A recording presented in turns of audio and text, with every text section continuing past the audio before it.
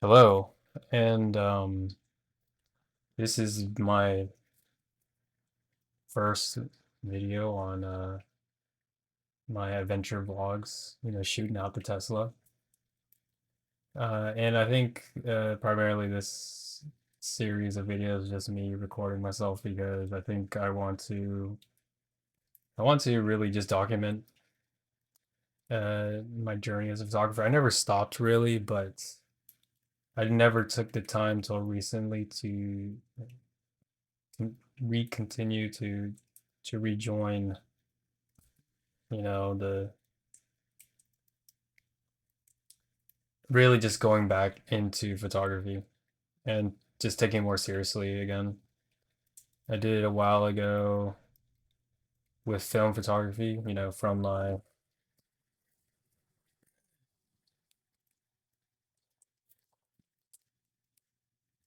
from the Maxim. This is a Maxim 9.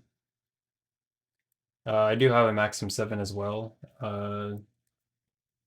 Just where you hear this, I don't know if you heard that, but it's a pretty heavy camera. And it's a pretty loud camera. But uh, I just like to preface that like majority, I think, what so many years of myself shooting photos, photos in particular, and I mean, yeah. So of course, after I got this new camera or used camera for quite a steal, really, such a great deal, and now I can transfer my alpha lenses, Sony alpha lenses, onto that camera. So I'm very, very stoked. Have I ever done videography? Of course, just very, very, very limited in a sense, but I want to continue that journey, upgrade my photography skills, because I think I have shot within the past less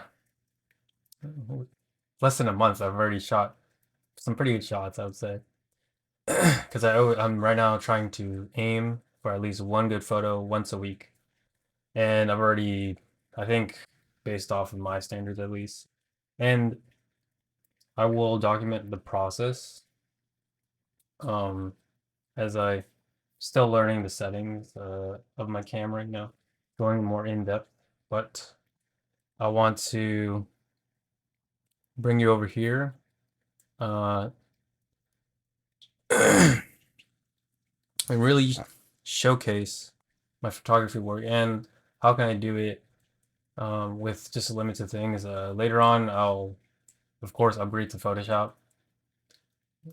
If you know Photoshop before the mandate of cloud services, yeah, I still have my old Photoshop, so we'll see how it goes. I don't know whether I'll bow down and get a generative fill, but the AI stuff that's a different situation. So it's a very, very, very incredible tool for people who know how to leverage light. Anyway, let's go into the photo. Um, I'm gonna start up.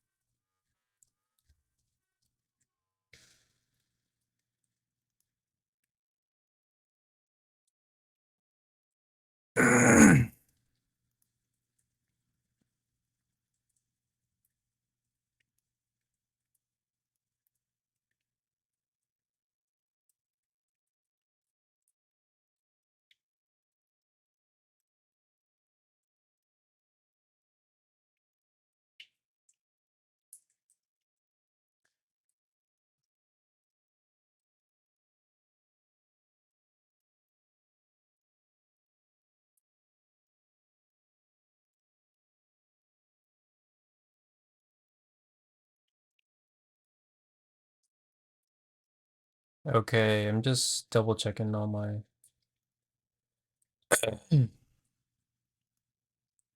All right, so here we can see that we are on my desktop, and this is the photo in question. So this is a recent shot I took at Mary Levin Natural Preserve out here in McLean area, McLean, Virginia. And this is just when I think this is literally springtime. Uh, what do the photo details say? Always remember to use your file info. It's always great to use, great recorder of information. So on the device info, it was, I think on the 27th of April. Yeah, 28th of April. Sorry, the Windows 11 is just so confuzzling. Anyway, I digress. So this is a JPEG image. This is before I messed heavily with my settings, right? We always shoot RAW, but of course, I just shot JPEG because whatever cool settings I was just looking at, trying things out. Nature is a great uh, place to just try out cool settings because the colors are always going to be very vibrant, at least wherever you take photos, the nature. Very vibrant, so great colors, low lighting, and I think there's also, of course, the sun. So there's going to be some excellent lighting in certain situations. But this was deep inside the forest, natural preserve, and it really showcases the low light of this camera of the Sony A99, a used camera, in fact, a beat up camera. If maybe later I'll post another video of my post purchasing review of this camera from a used website. Anyhow, in this photo here, um, you can see this is JPEG. So I think this is like some marvelous detail. You see a lot of yellows. Uh, the greens are very green. You get some good shadows here. So if you look really closely to the veins of the plants, you can see the bite marks. Maybe a little out of focus there, but you can see the individual drops of water. Um, you see all these just little petals and stuff, just dried up leaves, but then you also get a contrast of the trees in the back. Uh, Dark brown, dark red trees. I think it's a wonderful contrast with the greens. Because you guys remember when you manipulate light, you always have to remember to juxtapose, the color spectrum, use the color wheel, of course.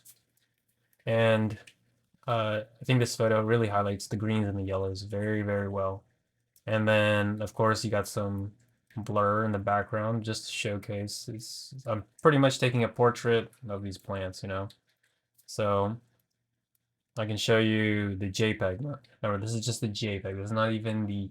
Uh, this isn't even the raw image. If I shot this in a raw image file, I think I would have better light manipulation, and this photo would have been even better. But I digress. It is what it is. Your best camera is the camera you have. So, fiddle with the settings. Over time you'll learn, of course, and as you get more keen to your camera, you know, as you can see, 28th of April, same photo. I shot this on a 50 millimeter, 5.6 aperture at a 1/30th of a second. And then ISO 500, of course, no flash.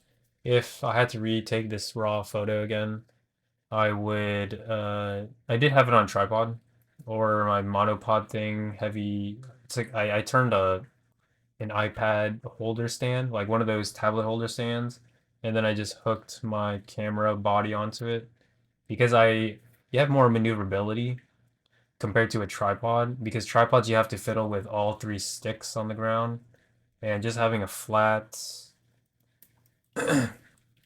surface. The tripod is great if you don't have a really good flat surface, but if your surface is pretty flat, this is a this is a great thing to have. I bought it off Amazon for like $50, and I think it's one of those, cool devices. And then I also can use it for my phone. So it's another reason why. Anyway, if I had to reshot this photo, I wish because of the camera capabilities that I learned over time, I wish I shot this photo at an ISO 50. I wish the aperture, I don't know yet. I think the aperture was fine just because of the blurriness. That's what I primarily shot. Most likely I shot this with the aperture's focus. Um, but yeah, and then for 30 seconds, I 1 out of 30 a second. I think I should have done this maybe because nothing is moving and it wasn't too windy that day. I think I could have gone away with at least a 5 second exposure. Yeah, 5 seconds, so 300, 300 frames or whatever you want to call it. Because this camera is very, very capable once you put it through long exposure. I think because of the full frameness, low light performance is incredibly strong. Recently, the other day, there's someone burned a shoe at a skate park. Don't ask why, but the quality with low light is incredible. Even in video form. Video form is worse than photo form. So if I shot this, at maybe 5 seconds, maybe 10 seconds, I don't know yet.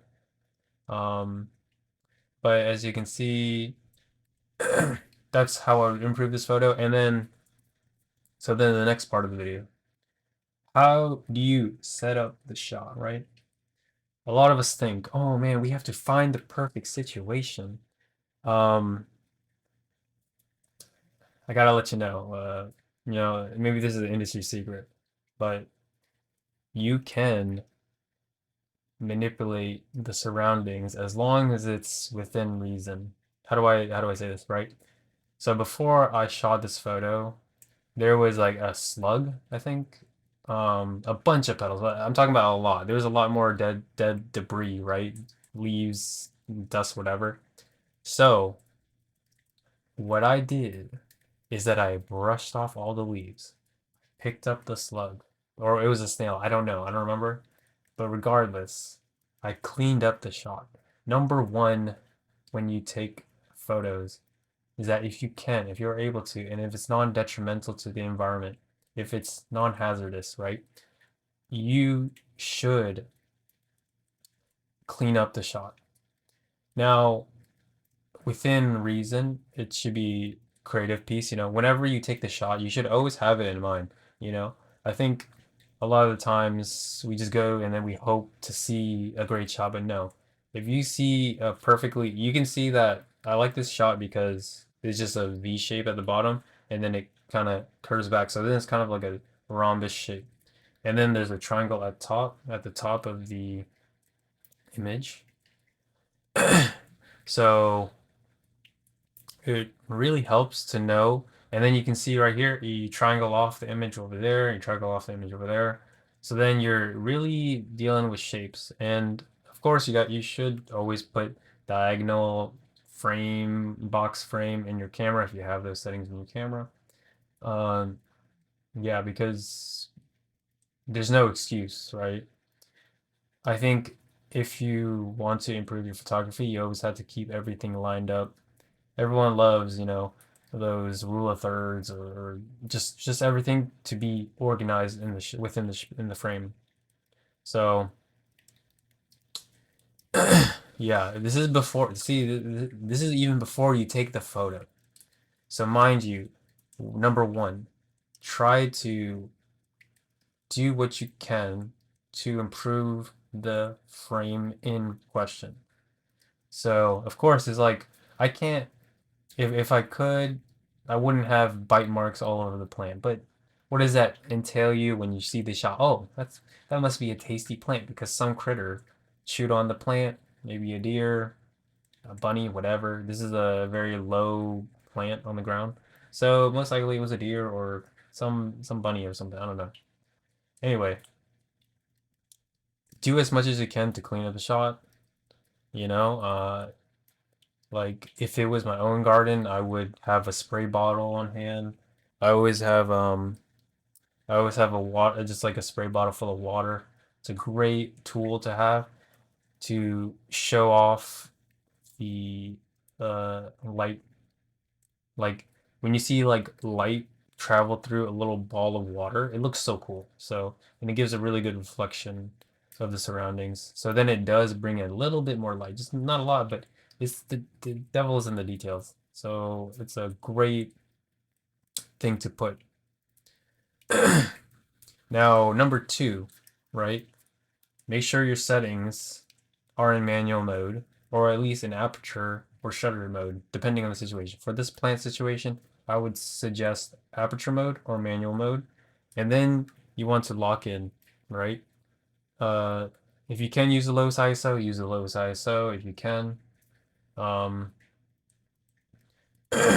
but like I said,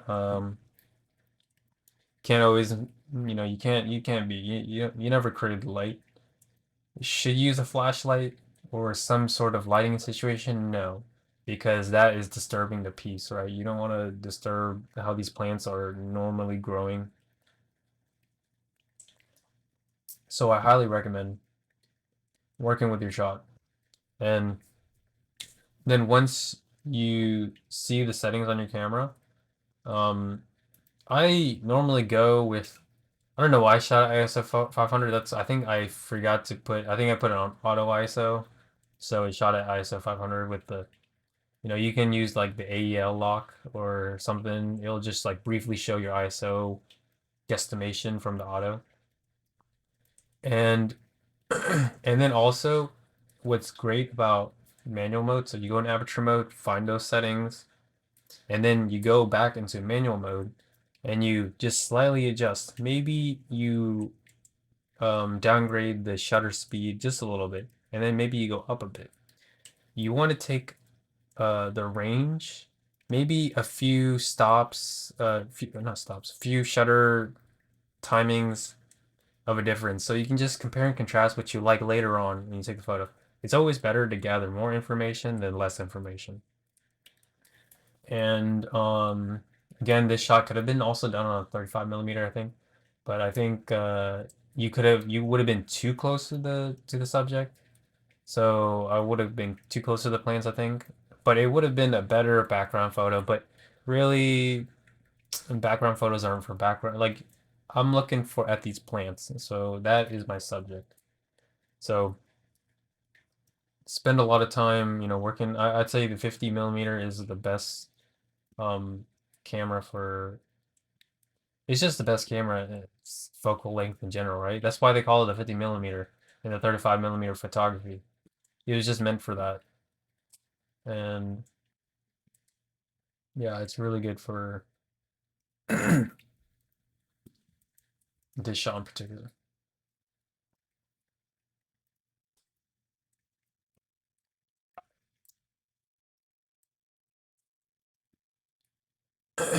All right.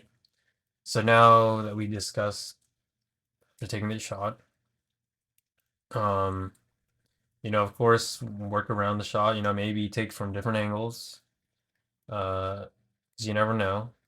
But for myself, I think because I've been trained to always take film photos, that I only have one or two shots. So it does take a lot of time. I would say it takes hours and hours, right? Because I've been shooting photos since I was like, just since I was a youngin'. So, right, 20 years maybe. I don't know. It's kind of crazy to think about. But yeah, with that Maxim 9, right? 20 years shooting with that in a Maxim 9 as a little kid.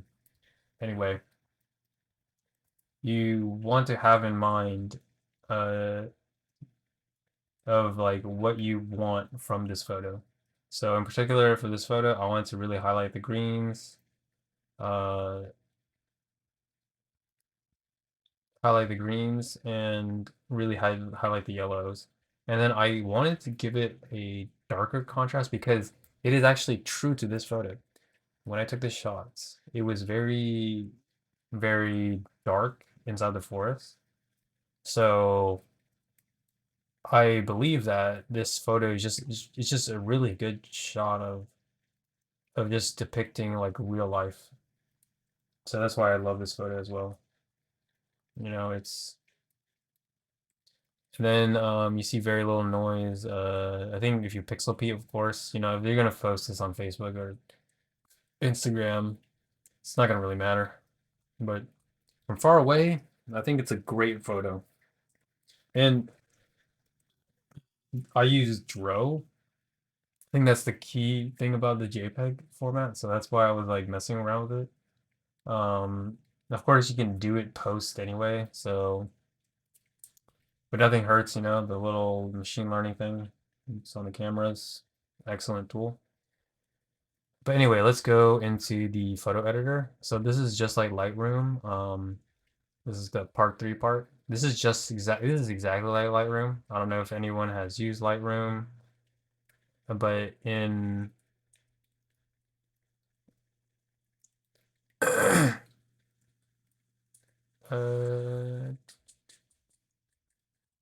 so I'm going to open this. It's Windows 11. Okay, Windows 11 is bunking right now. Anyway, so let's go to the non-edited image. Open with the edit image edge desktop tool, the IED tool. Now you'll see, oh, this image is only in JPEG. Wow. Uh, doesn't really matter, right? Uh, so familiarize with this tool. This is not in RAW format, so once I get to my next image in another video, I'll showcase the RAW format. So shading compensation, I like to just lower the shading compensation to 0. Don't need it.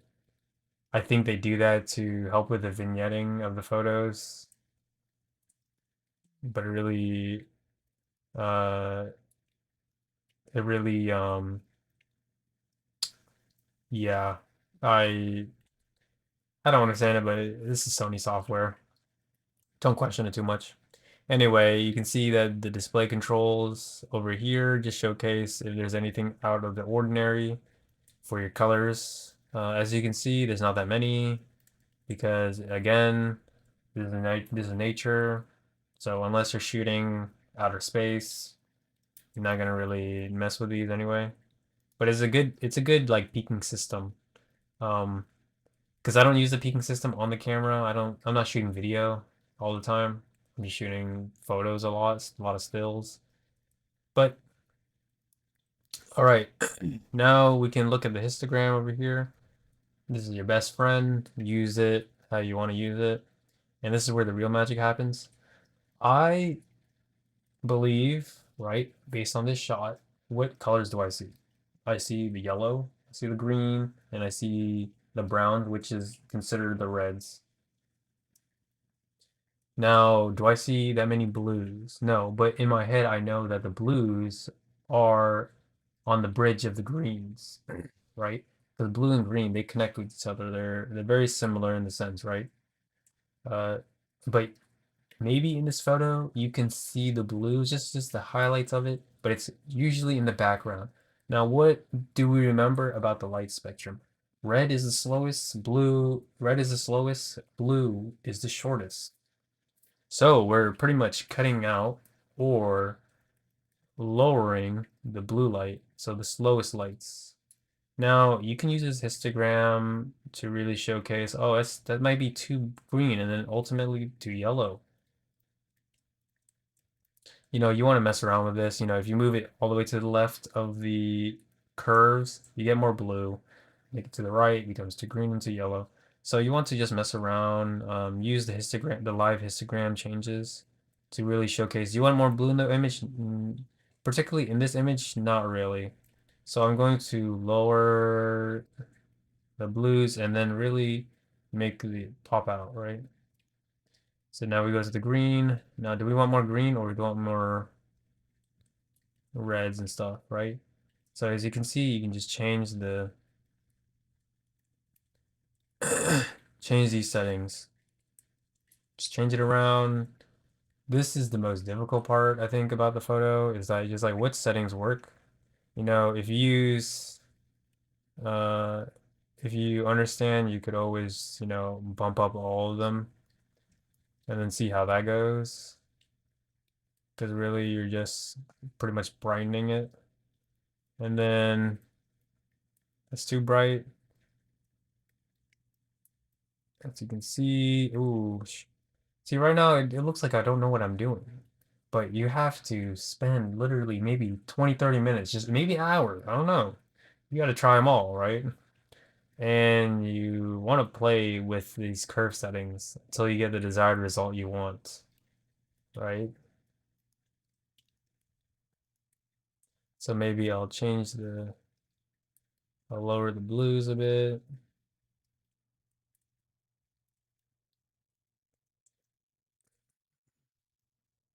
The greens, oh, I didn't want to do that.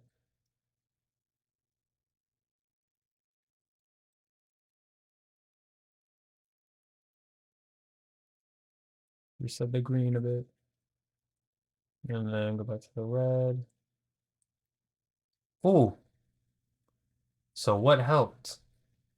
As you can see, to recreate that image, it only took me a few minutes to just mess around. But sometimes you overexpose, so it's too bright, or underexpose, it's too dark. So in this image, so sometimes you overexpose, which means that you put too much light into the image. Underexpose means there's not enough light. Now, in my opinion, it's always better to overexpose because you can always just bring down the light and there's too much information, right? There's too much light. So just based off of that, as you can see, again, here, you can see it again.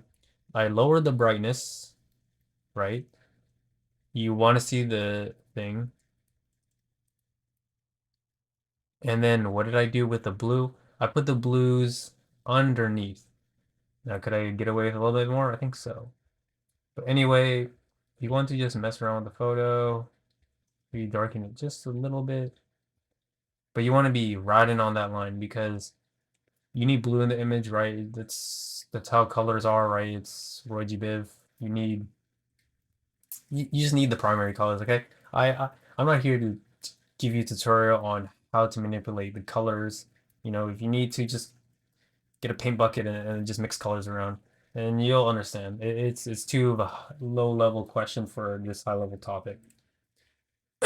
So, literally spend hours learning about the primary colors because they are extremely, extremely important. In black and white photography, it's even more difficult to explain, but you need to train yourself because if you can imagine the primary colors, so if you can imagine the black and white colors to be color, I think that'd be a great tool and asset when you take shots. Anyway, now we can go to the greens. Okay. I like the greens, but let's see if I can mess around with it, right? If I lower it, I'm making it less red, more closer to the blue. If I raise it, I'm making it more less red, more blue, right? Very, very simple. But you can see on the histogram, do I want more greens in my color or do I want more red in my color? You have to remember, what is the subject? The subject is the plants. So you want to bring out as much color or as much detail. In my situation, I want to bring as much detail into the plant. Now remember, what is on the plant? On the plant, we have a bunch of plants, some water, some leaves. So first you want to zoom in to, I don't know, maybe the yellows look pretty fine, right? They look very in focus. You can see the little textures it has, it's a great shot, I think, right there.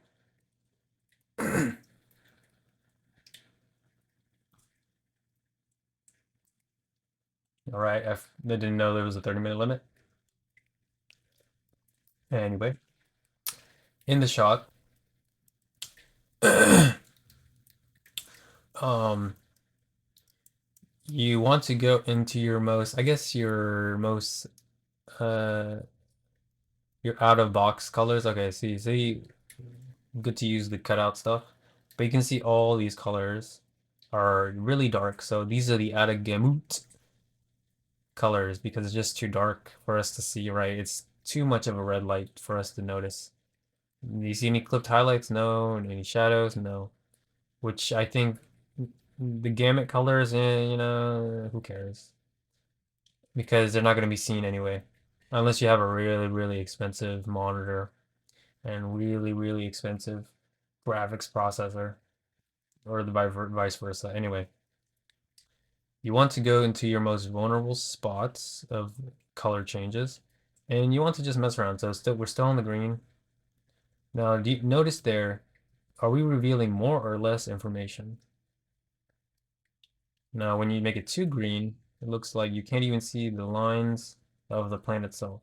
So you want to just tiptoe around, just look around. Maybe that might just be better because then you also want to make the color gradients ride a wave. You want to make it flow nicely. So you don't want it too much, but you want it just enough that it's pretty much scaling down. And of course, don't forget those little details of the petals and whatnot, and these little stuff in the ground. Those are your pretty much reds, all right?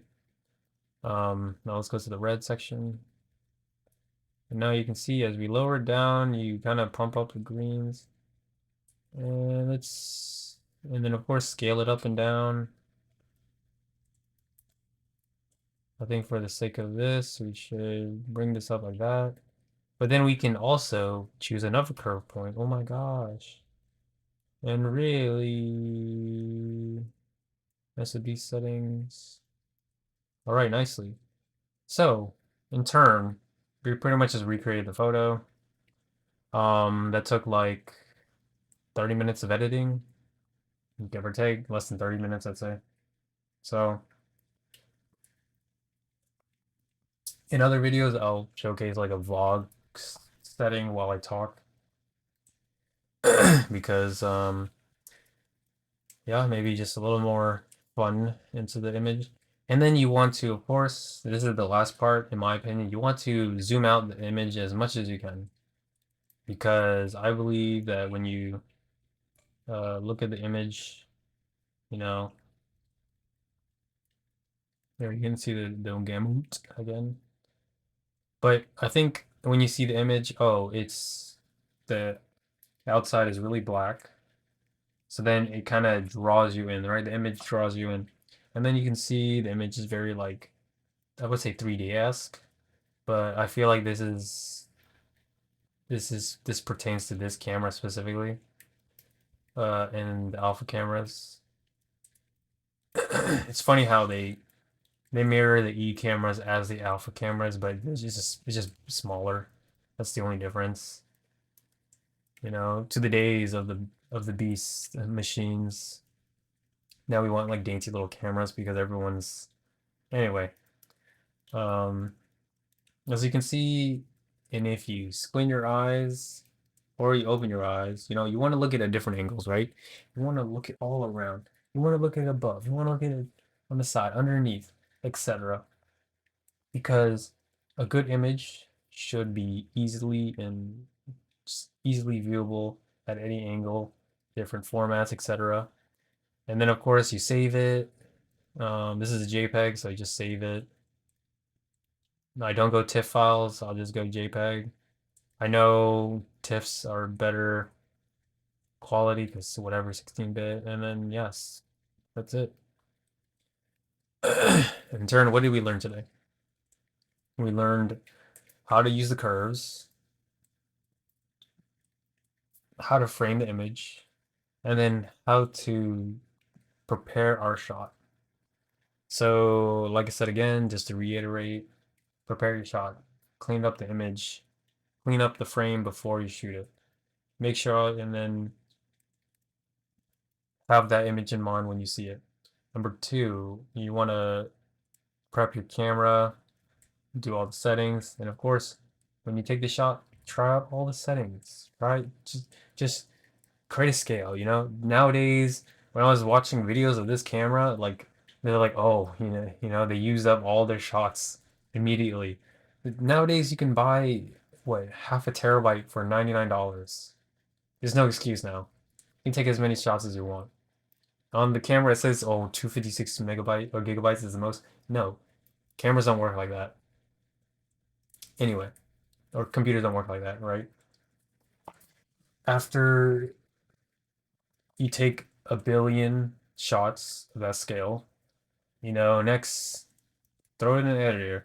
If it's too much of a hassle and just too much, like you just want to get the image quickly done, because that's a nice shot, just put it into JPEG, you know.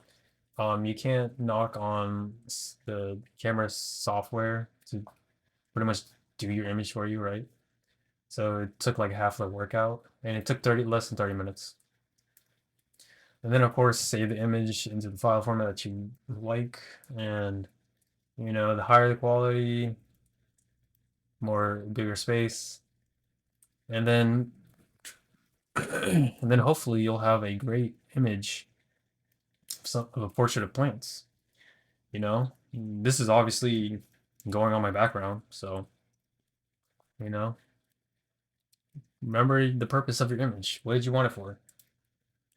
It's a nice. I'd say this is a nice TV spec. Can't complain. On a Sony OLED display, it really showcases the OLED uh, expertise that Sony has done. You know, so that's a different story, right? See, now you have to remember. Imagine if you had a better camera. Don't think like that. Just take the image and then edit the photo, and then see what results you get. Because 9 times out of 10, if you take a good framing of a shot, the image will look wonderful. And that is, I guess my tips, my journey, episode 1 of shooting out the Tesla. Uh, did I mention Tesla while I was, no, but it's a great title. And that's where the series is going. And you'll follow my journey of me shooting out the Tesla. Peace.